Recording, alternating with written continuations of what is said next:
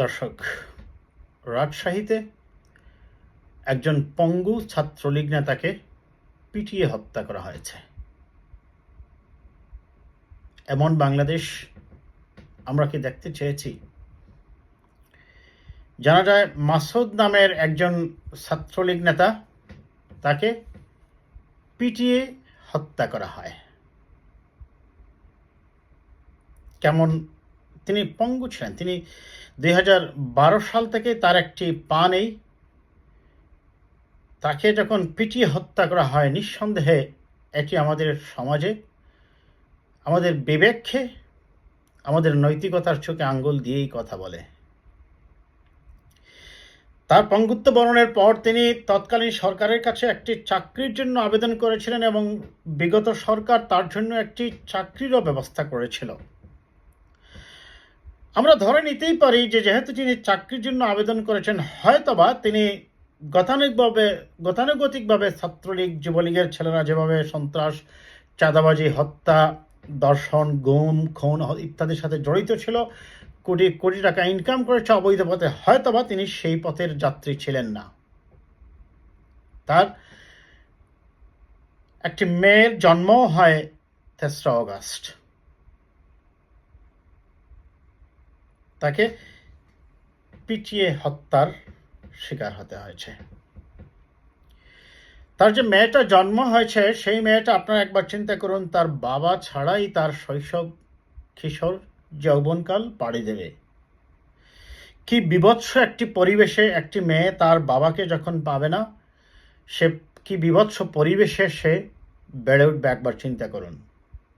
আপনারা হয়তোবা বিতর্ক করতেই পারেন যে এই আওয়ামী লীগ, যুবলীগ গত 15 বছরে শত শত বিএনপি, জামায়াত এর নেতাকর্মীদের হত্যা করেছে, পঙ্গু করেছে, গুম করেছে, খুন করেছে। এরকম বিভৎস চেহারা আওয়ামী লীগের 15 বছরে অনেক ঘটেছে। অনেক স্ত্রী এখনো অপেক্ষায় আছে তার স্বামী ফিরে এসে দরজার কড়া নাড়বে। অনেক মা এখনো অপেক্ষায় আছে তার সন্তান এসে মা বলে ডাক দেবে, ঘরের দরজা খুলে দিয়ে সন্তানকে দেখতে পাবে। বাবা তার সন্তানের অপেক্ষায় আছে, স্ত্রী স্বামীর অপেক্ষায় এখনো আছে। আমরা স্বীকার করে নিচ্ছি, যত অন্যায়কে আমরা অন্যায়ই বলবো, কিন্তু এই যে এরকম একটি বিভৎস ঘটনা ঘটল, আমরা তাহলে এই ছাত্র আন্দোলনের ফলে আমরা কি চেয়েছি?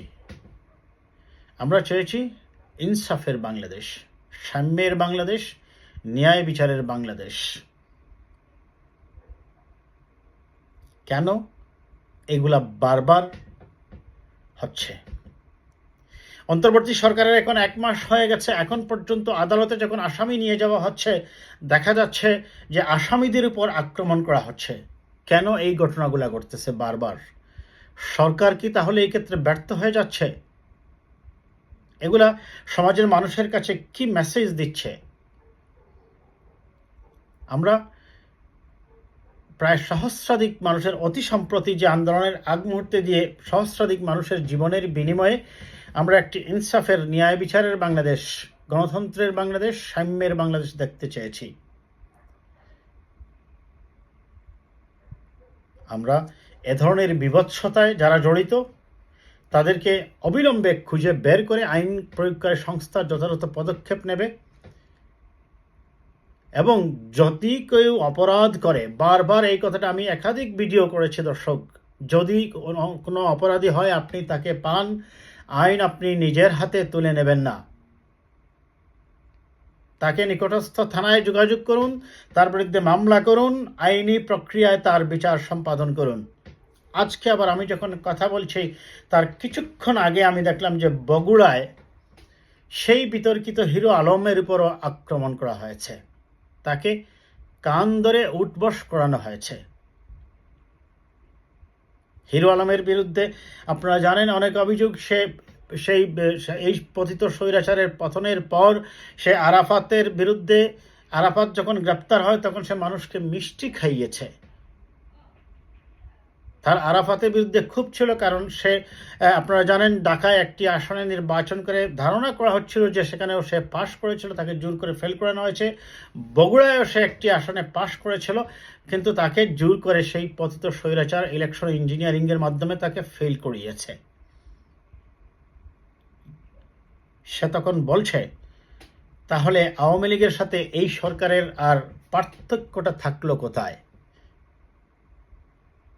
তার বিরুদ্ধে অভিযোগ আছে সেখানকার স্থানীয় কিছু লোক আক্রমণ করে, এবং কেউ কেউ বলছেন, আমি মিডিয়ায় দেখলাম যে হিরো আলম রুহুল কবির রিজভির বিরুদ্ধে মামলা করেছে, জনাব তারেক রহমান সম্পর্কে কটূক্তি করেছে।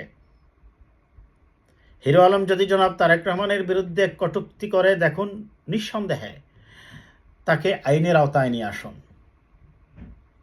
হিরো আলমের বিরুদ্ধে মামলা করে তার অপরাধের জন্য তাকে একটা শাস্তি নিশ্চিত করাটা খুব কঠিন কাজ নয়। হিরো আলম, আমরা জানি যে জনাব রুহুল কবির রিজভিকে নিয়ে একটি মন্তব্য করেছিল, এবং সে মামলা করার মতো দুঃসাহস আমি বলছি না দর্শক, কারণ প্রত্যেক নাগরিক সে যদি ভিকটিম মনে করে যে কারোর বিরুদ্ধে মামলা করার অধিকার তার আছে।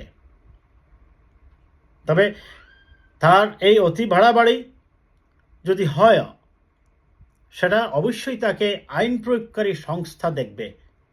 তাকে গ্রেপ্তারের ব্যবস্থা করুন, আইনের হাতে তুলে দিন, আইনকে নিজের হাতে তুলে নেবেন না। এতে করে নিজ দল সম্পর্কে মানুষের কাছে ভুল মেসেজ যাবে। আমি এই ভিডিওর মাধ্যমে এই কথাগুলা বিএনপির হাইকমান্ডের কাছে গিয়ে পৌঁছবে কিনা জানি না, তারেক রহমান সাহেবের কানে গিয়ে পৌঁছবে কিনা আমি জানি না, তবে আমি এইটুকুই প্রত্যাশা করব, জনাব তারেক রহমান সাহেব, আপনি ইতিমধ্যেই যে কঠিন পদক্ষেপ নিয়েছেন, জনগণের কাছে কিন্তু আপনার পদক্ষেপগুলো প্রশংসিত হয়েছে। আপনি অনেক জায়গায় বিএনপির কমিটি বাতিল করে দিয়েছেন, অনেককে বহিষ্কার করেছেন, অনেকের পদ স্থগিত করেছেন, অনেকের বিরুদ্ধে এখন মামলাও করছে। আমি দেখলাম গতকালকে ছাত্রদল কেন্দ্রীয়ভাবে একজন ছাত্রনেতার বিরুদ্ধে মামলা করেছে। নিঃসন্দেহে এটি সাধারণ মানুষের আগামী নির্বাচনের জন্য জনগণের ভোটারের প্রশংসা কুড়িয়েছে, সেটা বলার অপেক্ষা রাখে না। এই যে কাজগুলো হচ্ছে, আরও দু একটি কাজ, এই যে হিরো আলমের বিরুদ্ধে যেটা হয়েছে, যারাই করেছে, আমরা মনে করি দল এ ব্যাপারে কঠোর সিদ্ধান্ত নেবে। এবং আমি জনাব তারেক রহমানের কাছে এই ভিডিওর মাধ্যমে আমি অনুরোধ করছি, আপনি কঠোর হন, আরও কঠোর হন। আপনার এই কঠোরতার প্রশংসা ইতিমধ্যেই সারা দেশবাসী করেছে। আমি ব্যক্তিগতভাবে এর আগেও কয়েকটি ভিডিও করেছি এবং প্রশংসাই করেছি। ইয়েস, বিএনপি অন্য কোনো ছোটোখাটো দলের মতো নয়, বিএনপি এদেশের সর্ববৃহৎ রাজনৈতিক দল, এবং মানুষ মনে করে যে সে নির্বাচন নিরপেক্ষ হলে বিএনপি ল্যান্ডস্লাইড বিক্রি পাবে। কাজে এরকম একটি দলকে সুশৃঙ্খল অবস্থায় নিয়ে আসতে, শৃঙ্খলাবদ্ধ করতে আপনার কঠোর হওয়া ছাড়া আর কোনো বিকল্প নেই। এটি ছিল আন্দোলনের মূল মটো, আমরা সেই মটোটাই রক্ষা করব। ভালো থাকবেন দর্শক, কথা হবে আবার কোনো বিষয় নিয়ে।